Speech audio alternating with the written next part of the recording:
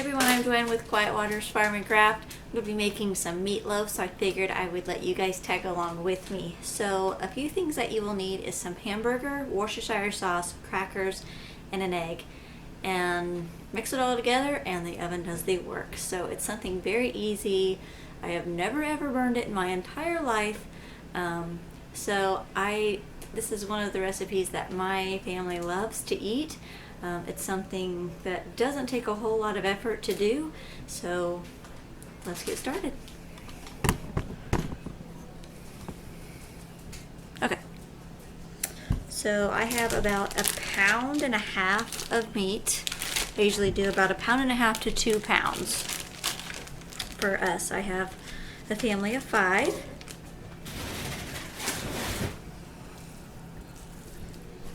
All right, let's see here. We need 1 egg.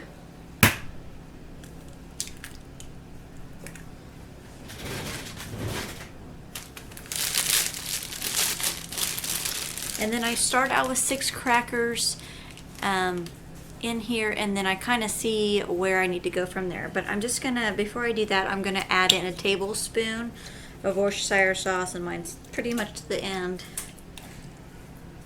So just a tablespoon, that's all you need. And I'm gonna start out with a few. Now I like to crunch these up, and I don't like big chunks of crackers in mine. So if you like eating big chunks, that's completely up to you, but I will try to get this as powdery looking as possible. But I do about 3 crackers a time, so right now I'm up to 6 crackers.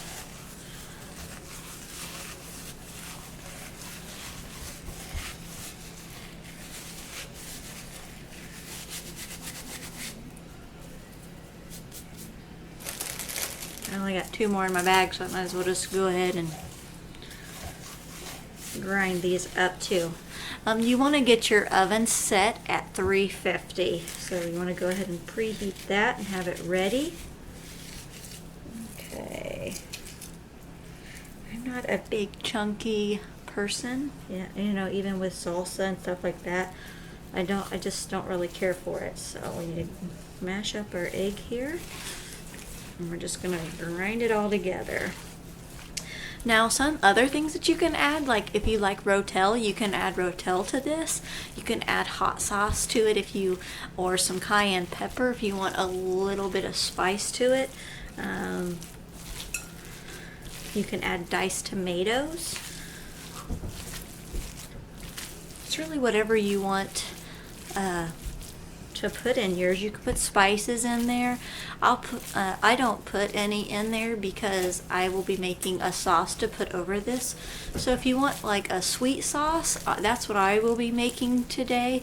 But you could also make a very spicy sauce to put on it if you don't want anything in your hamburger or your meatloaf. Alright, so she feels pretty good. You want it to where it's not going to stick to your hands and everything is going to be formed into a log. So I'm going to go get my hands washed and get my casserole dish ready. Alright, so I have a casserole dish. This is like a 12 by 9, or a 9 by 4 or 5. Not really sure, just your basic standard casserole dish. So I'm just going to take this and put it in here. Now what I'm going to do is I'm going to kind of flatten this out because I only want to cook this for an hour. So if we flatten it out and I just use one hand to keep the sides to where it looks like, you know, a loaf. And then I'm going to flip it over this way so I can do the same. And I try to keep it with the line of my pan. I'm OCD. It's just me. You don't have to if you don't want to. But I just kind of figure it keeps it together a little bit. Now when you're going to cook this, all of like the water that's in the meat is going to come out of the meat. So it will look kind of soupy around the edge. So that's why you don't want to completely take it all the way to the edge of your casserole dish. So I only have this about an inch to a 1/2 inch thick. because I don't want it to be too thick or else the middle won't cook and it won't taste very good. So we want to make sure that all of our meat is cooked. Just like that. Okay. Now you can put aluminum foil on it. I am out of aluminum foil, so I'm just going to stick a cookie sheet over it. But we're going to put this in the oven at 350 for 1 hour. So let me get this in the oven and I will bring you back to show you what I use for my sauce.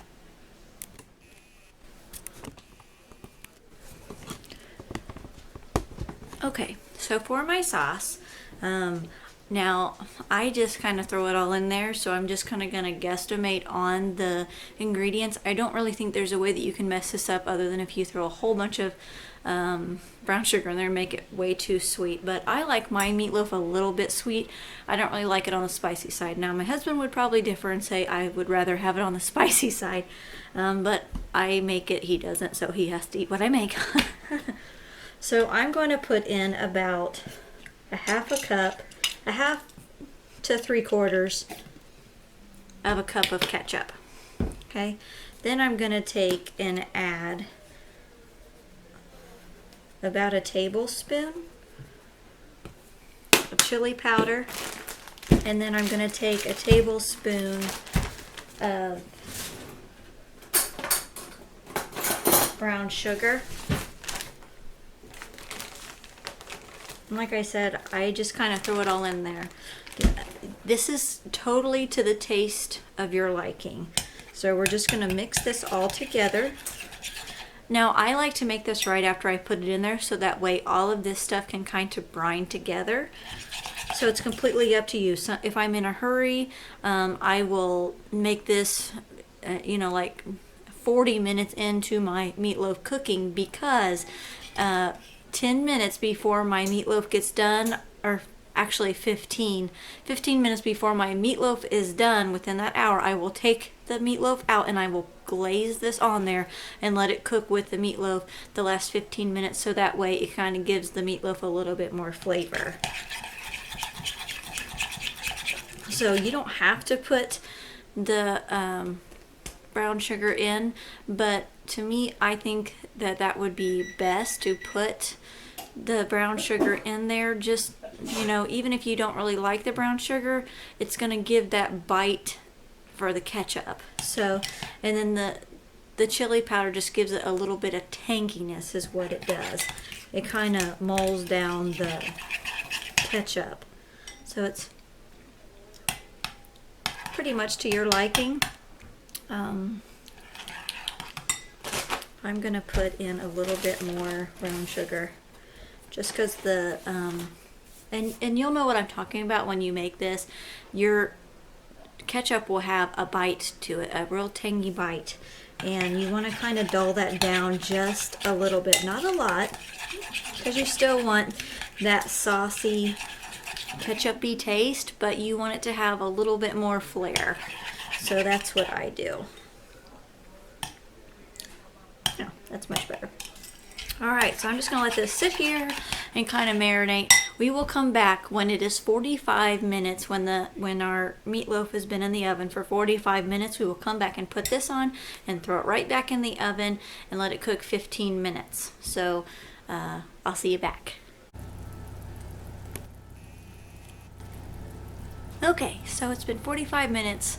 I know this thing looks absolutely disgusting, but trust me, it is really, really good. Okay, so 45 minutes we left it in there. Now we're going to take our sauce that we made, been marinating for about 40 minutes. So we're just going to take this and we're going to pour it right on top of our meatloaf.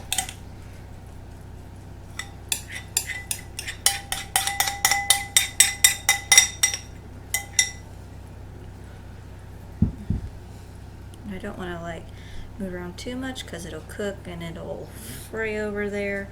My son doesn't really care for the sauce, so I leave a little bit for him. Okay, we're going to take this and we're going to pop it back in the oven for another 15 minutes and it will get it out. Alright, we'll be back.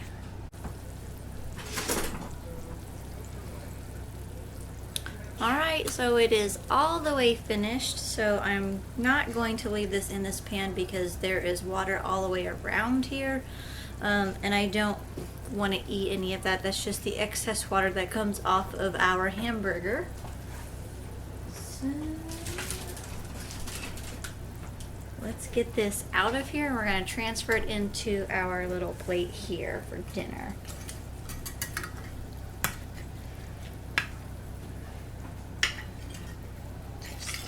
That, and we will get this out of here.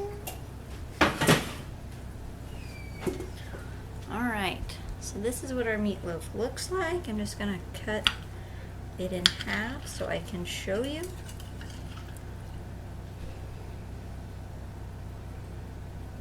And it's all the way cooked through. Like I said, it only cooks for an hour, just takes a few ingredients. And it's great tasting. My whole family loves it, so I hope that you like this recipe. If you do, please give me that thumbs up, and I hope that you have enjoyed this. I hope you guys try it. Please put in the comments below if you have tried it, and I will put all the ingredients listed below. Y'all have a blessed day, and thanks for watching.